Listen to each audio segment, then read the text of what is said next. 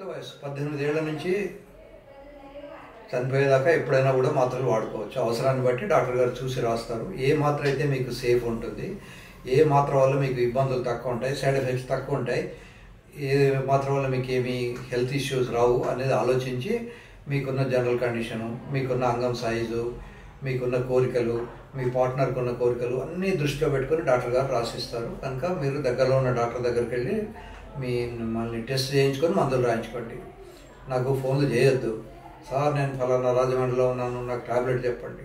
ఇది చాక్లెట్ లాగా వేసుకునే ట్యాబ్లెట్ కాదు, వీటన్నిటిని షెడ్యూల్డ్ హెచ్ డ్రగ్స్ అంటారు. ఒక డాక్టర్ గారు మిమ్మల్ని పరీక్ష చేసి కాగితం మీద సంతకం పెట్టి ఇవ్వాల్సి ఉంటుంది. కాకపోతే ఏ వయసు దాకా ఆపరేషన్ చేస్తారు? ఏ వయసు వాళ్ళకైనా మందులు పనిచేయకపోతే ఆపరేషన్ చేయించుకోవాలి. ఎందుకు ఆపరేషన్ చేయాలి అంటే, రిలేషన్ అయినా శృంగారంలో కనుక లేకపోతే ఫెయిల్ అయితే ఆ రిలేషన్ ఎక్కువ రోజులు ఉండదు. ముఖ్యంగా పెళ్లి తర్వాత శృంగారం చేయకపోతే వాటిని అన్కాన్జుమేటెడ్ మ్యారేజెస్ అంటారు.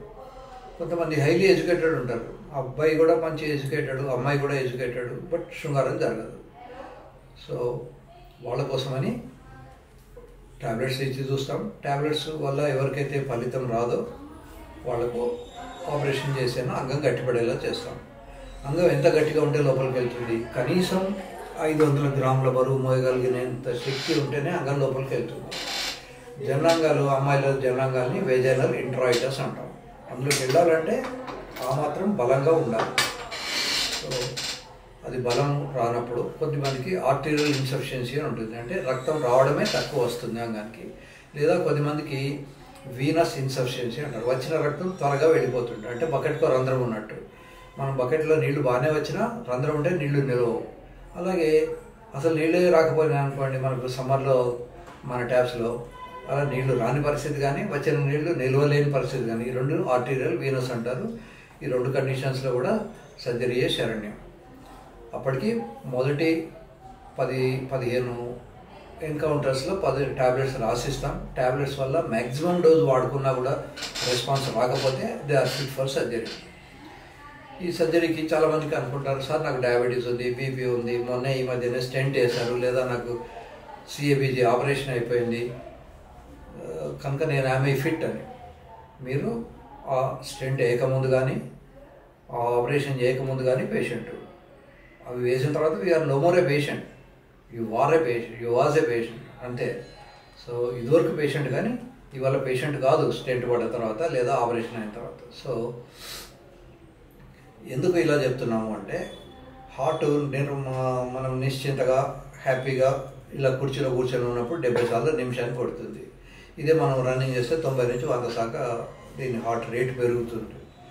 ఇది సంసారం చేసినప్పుడు సుమారుగా 100-110 దాకా చేయొచ్చు. అదే ఎక్స్ట్రా మ్యారిటల్ సెక్స్, మనకు పరిచయం లేని అమ్మాయితో శృంగారంలో పాల్గొన్నప్పుడు హార్ట్ రేటు 150 నుంచి 200 దాకా కూడా పోవచ్చు. అలా హార్ట్ రేటు విపరీతంగా అయినప్పుడు వాళ్ళు తట్టుకోలేక వాళ్ళకు డెత్ అవుతుంది. అంతేగాని ట్యాబ్లెట్ వల్ల ఎవరు చావరు. సో ట్యాబ్లెట్లు వేసుకునే ముందు మీరు సెల్ఫ్ మెడికేషన్ మాని దగ్గరలో ఉన్న డాక్టర్ని సంప్రదించి డాక్టర్ మాత్రలు వాడుకుంటే ఇట్ ఈస్ సేఫ్.